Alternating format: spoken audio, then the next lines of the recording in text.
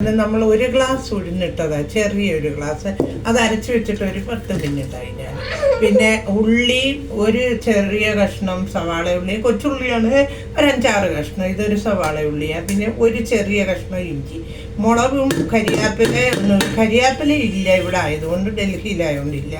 പിന്നെ മുളക് കുഞ്ഞിന് കൊടുക്കുന്നതുകൊണ്ടാണ് മുളക് ഇടാത്തത്. ഇച്ചിരി ഉപ്പ് ഇട്ടിട്ടുണ്ട്. പിന്നെ നമുക്ക് കുരുമുളക് ഞാൻ ചതച്ചിങ്ങനെ പൊടിച്ചിട്ടിങ്ങനെ വെച്ചിട്ടുണ്ട്, അതെല്ലാം ഉരുന്നുള്ളൂ. കുരുമുളക് പൊടിയും കൂടി ഇടാം. ചതയ്ക്കുകയേ ചെയ്യാവും കുരുമുളക്. ഇതിപ്പം എൻ്റെ ഇച്ചിരി പൊടിഞ്ഞ ഞാൻ അത് കൈയൊന്നിങ്ങനെ ഒന്ന് ആക്കിയിട്ട്. ഇപ്പം പാറക്കുട്ടിയുടെ അമ്മ ഡ്യൂട്ടി കഴിഞ്ഞ് വന്നിട്ടുണ്ട്.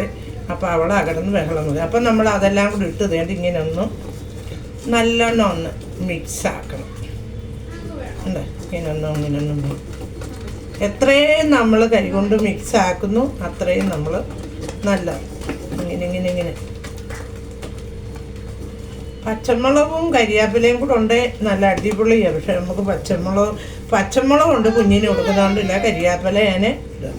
അപ്പം നമ്മൾ ഇതൊന്ന് നമുക്ക് എണ്ണയൊന്ന് ചൂടാക്കാൻ അടുപ്പിലോട്ട് ഒരു ചീനിച്ചട്ടിയോ.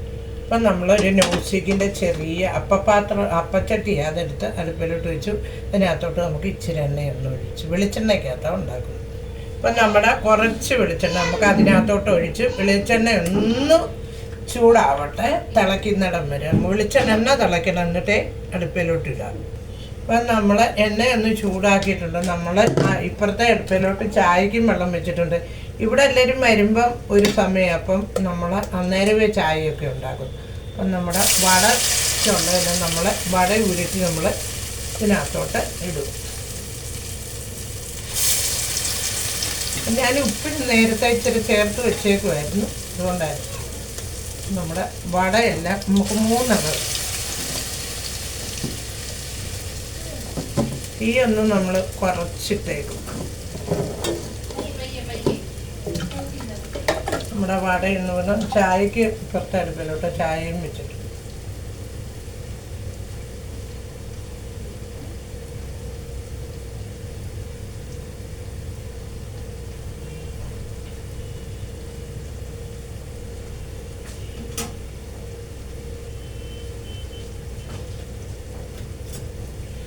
നോക്കി വടയൊന്ന് തിരിച്ച്